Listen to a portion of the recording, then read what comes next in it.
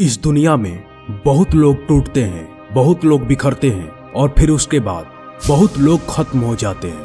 पर कुछ चुनिंदे लोग होते हैं जो टूटते हैं, बिखरते हैं और समाप्त होने के पड़ाव से मुड़कर, यानी कि एंड पॉइंट से मुड़कर खुद का पुनः निर्माण करते हैं, री इन्वेंट करते हैं। अगर तुम लाइफ में बहुत कुछ हार चुके हो या सब कुछ हार चुके हो और तुम्हें ऐसा लग रहा है कि लाइफ में कुछ नहीं बचा, सब तहस नहस हो गया और खुद में ही तुम खुद को बोझ फील कर रहे हो, अर्थात लाइफ में सिर्फ और सिर्फ डार्कनेस है एंड इनडिसीजन, तुम लाइफ को खत्म करने के बारे में सोच रहे हो, तो रुक जाओ। इस वीडियो को देखने के बाद तुम्हें खुद पर गर्व महसूस होगा। तुम्हारे साथ जो भी बुरा हुआ या तुमने खुद के साथ जितना भी बुरा किया, तुम्हें खुद पर नाज होगा। मुझे पता है तुम इस वक्त सोच रहे होगे कि मैं कैसे पागलों वाली बात कर रहा हूँ, यहाँ सब कुछ झंड पड़ा है, मेरा सब कुछ उजड़ चुका है, मैं बर्बाद हो गया और ये क्या बोल रहा है। प्राउड फील होगा, भला एक ऐसी बुलशिट बातें हैं। रिलैक्स गाइज, आज सच में आज तुम सब कुछ खोकर भी अगर तुम्हें खुद पर गर्व महसूस ना हुआ तो मेरा कमेंट बॉक्स खाली है, जो बोलना हो बोलना, जो भी भद्दी कमेंट करना हो करना। So let's start this great video. मान लो तुम एक हाईली डिप्रेस्ड पर्सन हो जो 5-10 सालों से मास्टरबेशन का शिकार रह चुका है। तुम्हारे पास ना तो शरीर बचा है ना ही जिद्दी मन, तुम्हारा शरीर बस है, तुम एक जिंदा लाश बन चुके हो। तुम इस जिंदे लाश को लिए और खोखला मन को लिए घूम रहे हो। तो कांग्रेचुलेशन ब्रो, तुम्हारे पास एक प्लॉट है जिस पर पहले एक पुराना मकान था, अब उस पर एक नया बिल्डिंग बनाना है और वो भी अपने अकॉर्डिंग। वो पुराना मकान ध्वस्त हो चुका, अर्थात तुम्हारा वो पहले वाला कैरेक्टर मर चुका। अब करना है री इन्वेंट योरसेल्फ। दिमाग लगाओ और सोचो कि वह पहले वाला पुराना मकान बहुत कमजोर था और जब तक उसे गिराया नहीं जाता तब तक उस प्लॉट पर नया और मजबूत बिल्डिंग नहीं बनती, जो कि पुराने वाले मकान से हजारों लाखों गुना ज्यादा मजबूत है। तो ये बताओ कि इसमें दुख वाली बात क्या है? आखिर इसमें दिक्कत वाली बात है कहाँ? पुराने को उजाड़ो और नया बनाओ। सपोज दैट तुमने एक प्लॉट खरीदी जिस पर एक पुराना मकान था, अब तुम उस पर एक नया और मजबूत आलीशान घर बनाओगे, तो क्या तुम रोओगे? क्या तुम डिप्रेस्ड हो जाओगे कि शिट, मैंने एक पुराना घर को ध्वस्त कर दिया? आई होप तुम नहीं रोओगे, तुम्हें बेहद खुशी होगी क्योंकि तुम एक नया घर बनाने जा रहे हो। तो फिर तुम बैठकर क्यों रो रहे हो? मार दो ना उसे जो तुम्हारे अंदर बैठा है। अपने पहले कैरेक्टर को मार दो, उसके बाद तुम्हारा नया जन्म होगा। खुद से बोल देना, सपोज दैट तुम्हारा नाम एक्स है तो खुद से बोलना, एक्स मर गया, अब मैं हूँ प्लस एक्स वर्जन। उसके बाद तुम्हें खुद पर ही गर्व महसूस होगा। मान लो एक नेचुरल बॉडी बिल्डर है जो बॉटम से जिम कर रहा है, यानी कि 10-12 साल से जिम कर रहा है और उसकी एक अच्छी खासी फिजिक्स है, और एक तरफ है हाईली डिप्रेस्ड क्रोनिक डिप्रेस्ड बंदा। और अगर इसने जिम शुरू कर दिया, अगर इसने ताकतवर होने को ठान ली, यकीन मानो भाई, ये बंदा उस नेचुरल को बंदा को बीट कर देगा, उससे ऊपर भी निकल जाएगा। क्योंकि एक नेचुरल बंदा जिसका कभी डाउनफॉल नहीं हुआ वह जिम करेगा, लेकिन जिसका डाउनफॉल हुआ, जो अब ठान लिया कि वह करेगा ही करेगा। और यही कारण है कि नीचे गिरकर भी लोग ऊपर चले जाते हैं, जो कि नेचुरली कभी जाया ही नहीं जा सकता था। इस वीडियो में मैंने 5 ऐसे लोगों को मार्क किया है जो सचमुच अपने लाइफ में सबसे तगड़ा कमबैक किए और खुद को रीइन्वेंट किए। सो इसे ध्यान से सुनो।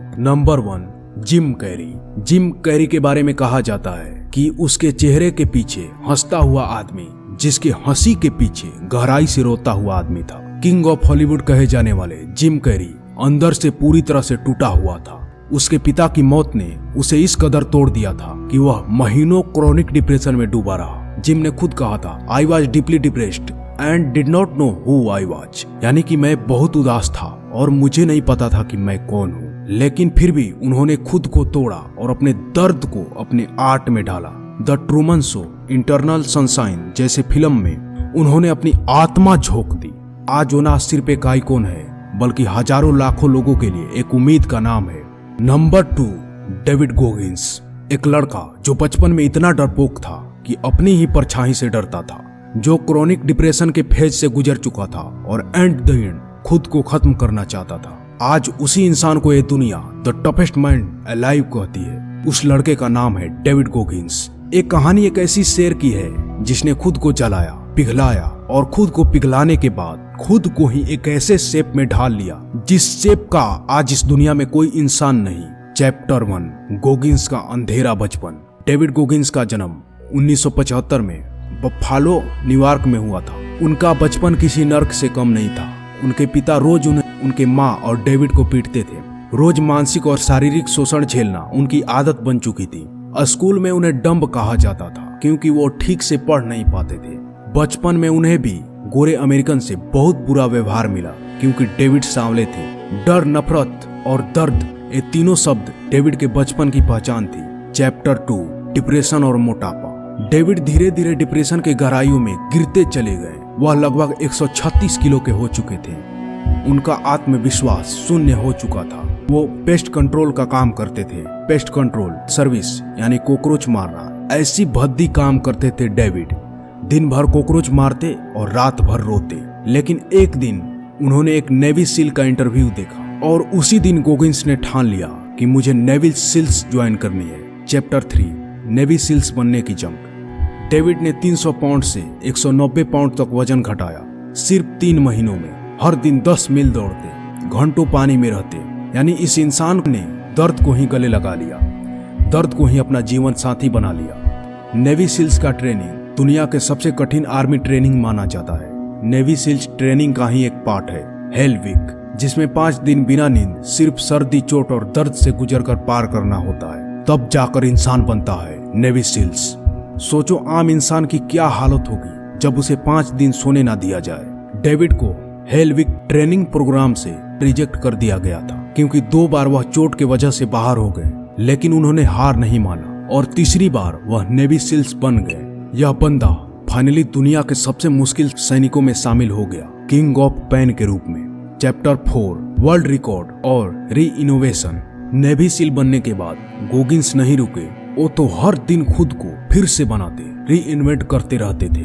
इस बंदे ने दिमाग को हिला देने वाला वर्ल्ड रिकॉर्ड भी बनाया, जिसमें इसने एक दिन में 4030 पुलअप्स लगाकर Guinness book of world record में अपना नाम दर्ज कराया। बिना रुके 24 घंटे में 100 मील दौड़ा। इस बंदे ने बैड वाटर 135 किया, जो दुनिया के सबसे खतरनाक मैराथन है, जो कि 135 डिग्री फ़ारेनहाइट गर्मी में दौड़ा जाता है। डेविड कहते थे, pain is your friend, pain is only way to grow. वो हर दिन खुद से एक सवाल पूछते, क्या हो अगर मैं हार मान लूं और क्या हो अगर मैं खुद को बदल दूं। Chapter 5, the philosophy of David Goggins. David Goggins की जिंदगी सिर्फ फिटनेस की कहानी नहीं है, ये सेल्फ डिसिप्लिन, ब्रूटल ऑनेस्ट और मेंटल टफनेस की कहानी है। उनकी किताब कांट हर्ट मी आज लाखों लोगों की जिंदगी बदल रही है। डेविड ने खुद को गढ़ा एक दर्द भरे कोयले से एक हीरे की तरह। उन्होंने खुद को उस चीज से दूर कर दिया जो उन्हें कमजोर बना सकती थी, कंफर्ट, एक्सक्यूज और डर। कंक्लूजन, अगर डेविड गोगिंस 300 पाउंड से उठकर नेवी सील्स बन सकते हैं, अगर वो डिप्रेशन, घरेलू हिंसा, गरीबी और नस्ल भेद को चीर कर खुद को फिर से गढ़ सकते हैं, तो तुम क्यों नहीं। सो री invent yourself. Number 3, Steve jobs. इस बंदे को इसकी खुद की बनाई हुई कंपनी से लात मारकर बाहर निकाल दिया गया था। इस बंदे का नाम है स्टीव जॉब्स। एप्पल के फाउंडर स्टीव जॉब्स को जब उसी की कंपनी से लात मारकर बाहर फेंक दिया गया, तब वह टूट गया था। डिप्रेशन इतना गहरा हो गया था कि उसने खुद को दुनिया से डिस्कनेक्ट कर लिया। लेकिन स्टीव जॉब्स ने हार नहीं मानी। उन्होंने खुद को फिर से री इन्वेंट किया और पिक्सार जैसी कंपनी बनाई। और जब वह एप्पल में वापस आए, कमबैक किया, तो आईफोन बनाकर उसने दुनिया को बदल दिया। नंबर 4, सुशांत सिंह राजपूत। हो सकता है कि तुम कहो उन्होंने खुद को खत्म कर लिया, लेकिन नहीं। जब बिहार का लड़का इंजीनियरिंग छोड़कर मुंबई आया, तो वह खुद को जीरो से हीरो बनाया। उसके रास्ते में जितना अकेलापन, जितना संघर्ष था, उसके अनुसार उसने खुद को ढाला। सुशांत ने खुद को री इन्वेंट किया था। टीवी से फिल्म, फिल्म से विज्ञापन, गोकुल शास्त्र तक की पढ़ाई की थी, बट कोई नहीं। उसकी यात्रा अधूरी थी पर पूरी प्रेरणादायक थी। नंबर 5, तुम खुद। 5वां एग्जाम्पल तुम खुद हो, क्योंकि अब वर्ल्ड ग्रेटेस्ट कमबैक तुम्हें ही करना है। अगर तुम आज अंदर से टूट चुके हो, तो याद रखो, ये टूटन ही तुम्हारा निर्माण करेगा। तुम्हें किसी को हराने की जरूरत नहीं, तुम्हें खुद को जीतना है, खुद से जीतना है। सो री इन्वेंट योरसेल्फ। फिर से खुद को गढ़ो, एक ऐसी चट्टान की तरह जिसे अब कोई भी तूफान हिला ना सके। अब तय तुम्हें करना है कि मरना है या खुद को मारकर एक नया खुद बनाना है। सो री इन्वेंट योरसेल्फ। Take care.